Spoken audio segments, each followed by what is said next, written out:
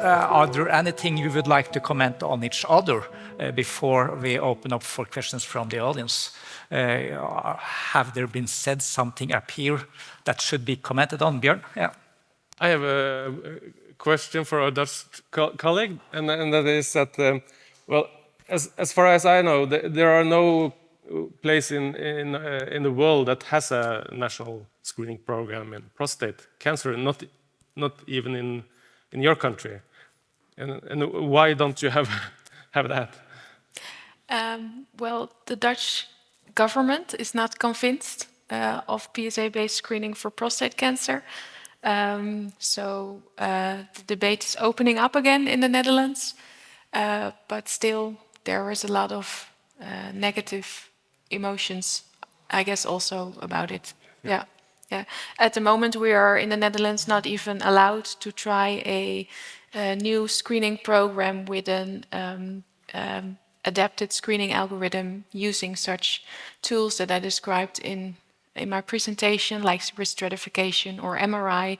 So radiologist, Professor Jelle Barends, who is an expert on MRI, is still lobbying for that to see if it opens up, and perhaps the new guidelines from the European Union and the European Council are providing opportunities for that. Yeah. Anyone else? I have some in the audience also. Should we let them be the first one? Sofie Fosso. It is one comment, because you, from the cancer registry, said that you were surprised that so many PSA tests were taken in men above 75 years old. But actually, in the guidelines, it is said that you should, and I learned it, if a man has some urinary problems, you should always do a PSA test. This was what I learned. Might be that this has changed. So I think a 75-year-old man often have some urinary problems, and then they go to their doctor, and because the guidelines said you have to do a PSA test in this situation. So if this is still so, then it should be changed, because in the older ones, at least one should discuss it. But my question is actually to you, as the Dutch representative and the European representative, what would you recommend for the Norwegian government? Would you say that we should try to join this prize, or should we invent something quite new? Because I am a European person, but quite often the Norwegian will do something separate, and then it is to invent the wheel again. So I just ask you, what do you think would be the fastest and probably most inexpensive way to have the PSA testing in Norway? Thank you. Tell us. Well, within the pilot sites that are included in our PraisU project, we try to look at the country-specific or even the region-specific elements of how the healthcare system works, and then make a screening algorithm that is based on these characteristics, so that it can be as efficient and effective as possible. And I think once those screening algorithms are out there, that it's something all European member states or European countries can learn from. So that also includes Norway, of course, and then you can see how you can tailor the basic screening algorithm that we use to country-specific characteristics that fits your healthcare program best. So there's not one size fits all, but we really try to look at what's best in each country and what fits the health system most. Yeah. Carol? Yeah, I got one comment to Professor Fosso and also Björn regarding the PSA testing in men over 75. So I must say that I'm not so sure that you should abandon PSA testing in men over 75, because men are living longer today. And they are not so few become 90, and of course we have to have a talk to to those men to make a judgment if they are supposed to become maybe 90, and there I think those risk stratifications and the artificial intelligence that will evolve will add to, right?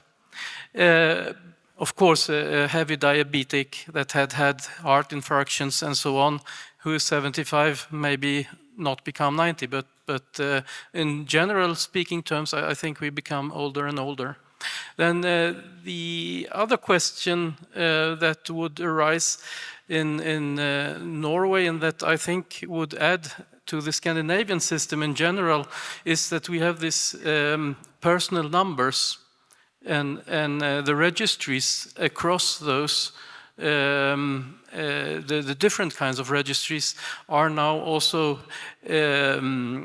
added under the Health Directorate, where the recipe registry, the cancer registry, and so on, all the registries are put together. So I think there we could have quite a lot of information on what is going on regarding putting together even better algorithms with regard to other comorbidities. Yeah, that's something really that Norway and others, of course, other Scandinavians are really good at, because we are running into issues with personal numbers in other countries that I personally didn't even think that was still a problem.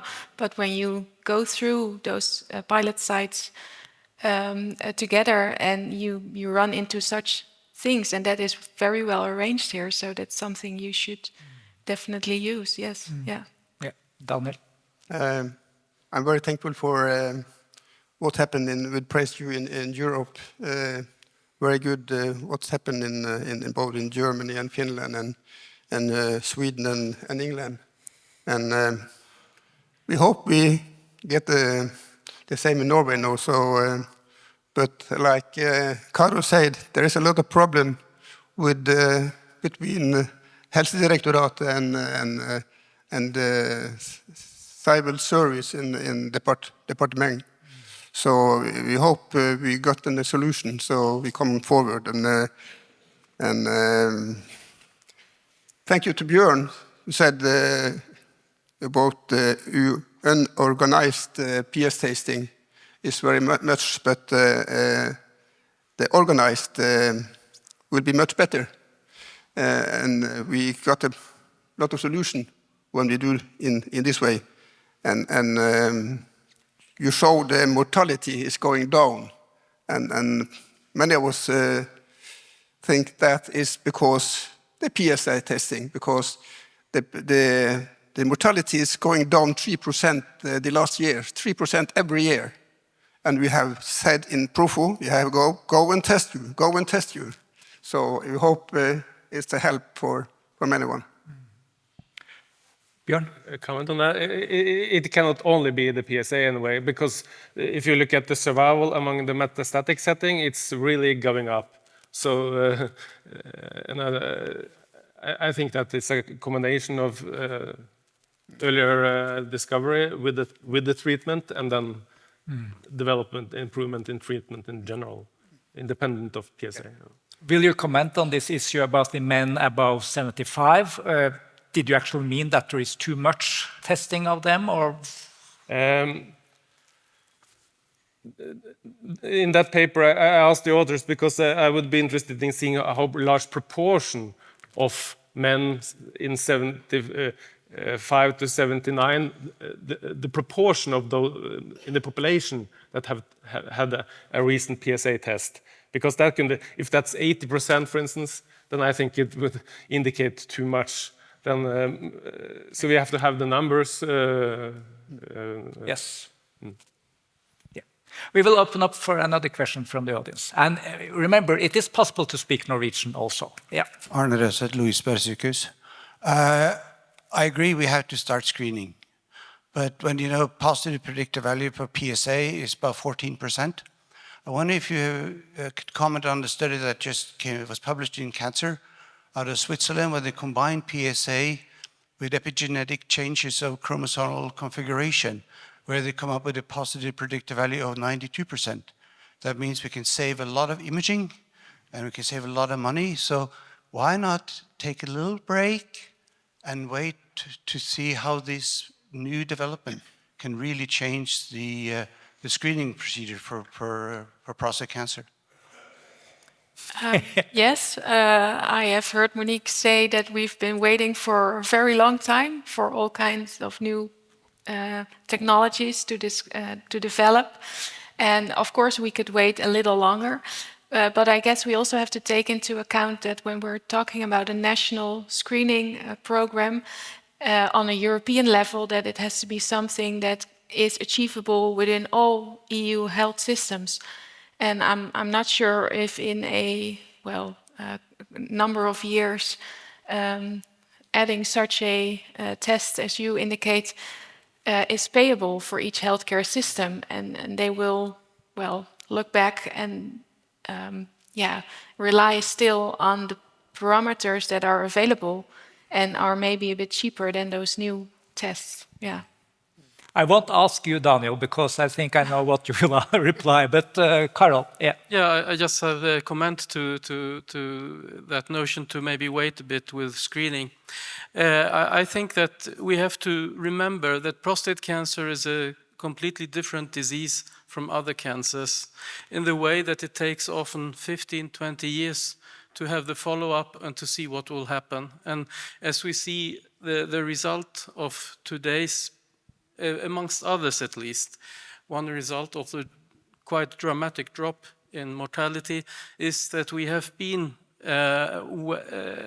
aware of this thing that it takes time for the prostate cancer disease to develop, and we have quite good or very good medications today to sustain the development of the cancers. And now we have come into a period where we have in the forthcoming years a tsunami of older people like me who are susceptible for prostate cancer.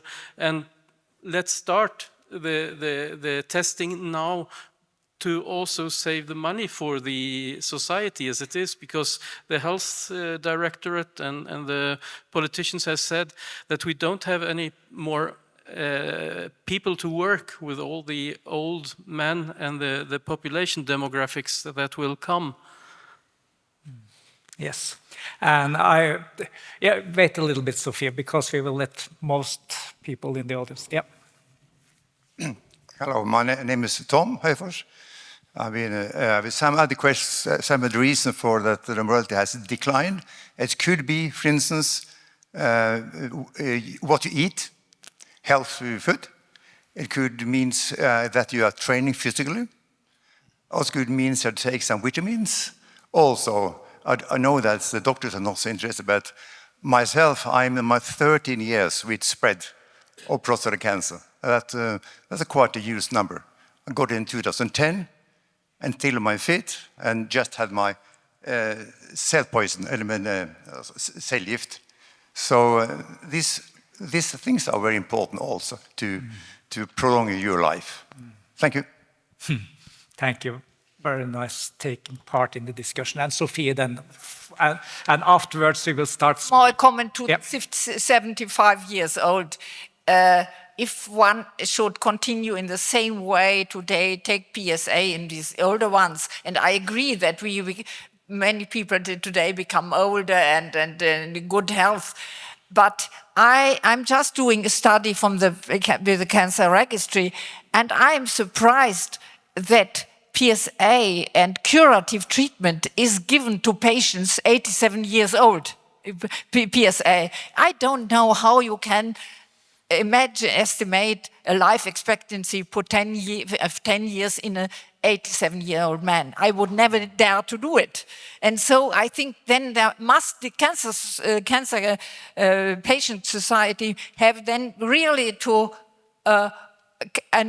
claim and to make clear that many of these early cancers in the old ones do not need to have any treatment. Yeah. So whether you call it active surveillance or watchful waiting is the same. But I think to treat curatively in a 85 years man, then he must be very, very healthy. Yeah, thank you. There is one thing that's not so clear for me. If we get this organized screening, will that automatically mean that the people, men above 75, not will have the PSA test? That actually the doctors will say no in much bigger extent? So will then also the number of tests decrease as it did for the livmorhals? I don't know the word in English. Yeah. Cervical cancer. Well, when you do organized screening studies, you, of course, decide upfront a specific age range within men are invited to join. After such a screening program stops, perhaps men still go to the GP or the urologist to ask for a PSA test. On the other hand, if you had consecutive confirmation that your PSA was low in a screening period of maybe 20 years, it could also decrease, and men can feel reassured that it will stay low. Yeah, it's a very, very good question. As you said, I think it's important to have a risk-adapted stratification in those patients, and that's very important not to forget when implementing a test program, on one hand. On the other hand, this PSA testing, as you said, is also very good in the way that we know the baseline PSA. If you've got a PSA below, is it 0.5 at 45 years age? Then the risk of dying of prostate cancer is less than 2% at the age of 80. So just take a PSA when you're 44, is it below 0.5? You'd never ever have to have any more PSA tests. And the same is valid for PSA under 1 at the age of 60.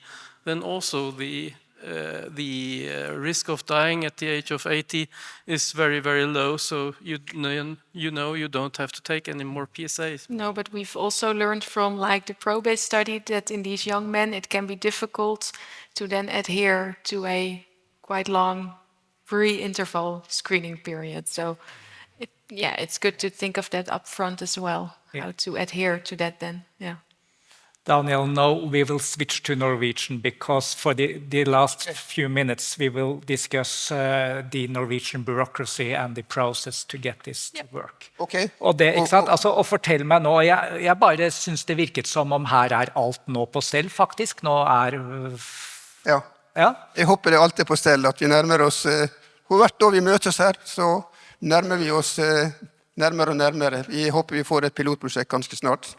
Og PSA i dag jo ikke det som den var bare for få år siden, som vi hører. Det bruker PSA baseline, som Karol sier, og vi bruker PSA density, altså vi måler PSA i forhold til å dele på volumet. PSA risikokalkulator, det noe helt annet i dag enn for bare få år siden, og særlig sammen med MR. Så jeg håper både vi får til et kjapt og godt pilotprosjekt, og vi kan komme i gang med et screeningprogram før jeg blir alt for gammel. Så det håper vi ganske kjapt. Takk. Men kan ikke jeg bare få spørre dere, altså det var en greie som du snakket om, Bjørn, at man må lage en design for denne piloten, men man må også finne en finansiering. Det må jeg innrømme at jeg ikke helt forstod implikasjonen av. Det smalsagt? Jo, så vi må ha en finansiering. Og det som du sier, at det jo i hvert fall minst to måter å gjøre det på. Enten å gjøre det at departementet tar det over sitt reviderte statsbudsjett, eller at organisasjoner tar det ansvaret. Men jeg mener at dette her så alvorlig at det staten Norge som egentlig bør ta ansvaret. Det ikke organisasjoner, private organisasjoner som skal ta ansvaret for å ta et pilotprosjekt som da skal være en forgang til et screeningprosjekt. Det bør ansvaret ligge på det offentlige. Karol? Jeg var jo med og skrev disse eller ja, den här pamfletten i 2022 fra Norsk urologisk forening som en av 8 urologer, og vi har jo hatt veldig, Sven Løffler er også her i salen som var med på det, vi har hatt veldig så inngående diskusjoner om hele det temaet og tar det på største alvor, som også EAU har gjort i alle disse årene. Og vi mener jo da at det er veldig viktig at vi setter sammen en tverrfaglig ekspertgruppe. Altså dette tenker jeg, ikke bare urologer som er viktig å få med seg, men helseøkonomer, kreftleger, onkologer. Vi må ha statistikere, hvor det finnes utrolig flinke folk i kreftregistret. Og ja, kreftsykepleier må vi ha med, sexologer og så videre, for liksom, og genetikere, for å lage et godt miljø som også da bærekraftig over tid. Men det arbeidet med å sette i gang dette miljøet, det i gang, ikke sant? Nei, det ikke i gang.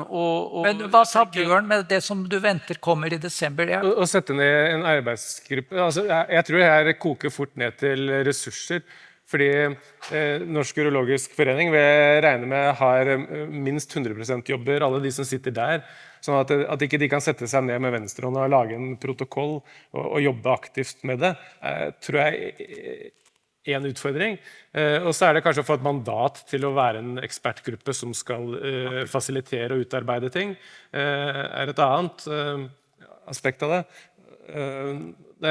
Vi må også trekke inn fastlegesystemet og allmennmedisin og hele den her Choosing Wisely-kampanjen. Hvis man skal gjøre det kommer til å bli et politisk spørsmål, og da må man tenke politisk og manøvrere i det farvannet der. Og mandatet skal komme fra Helsedirektoratet eller fra departementet?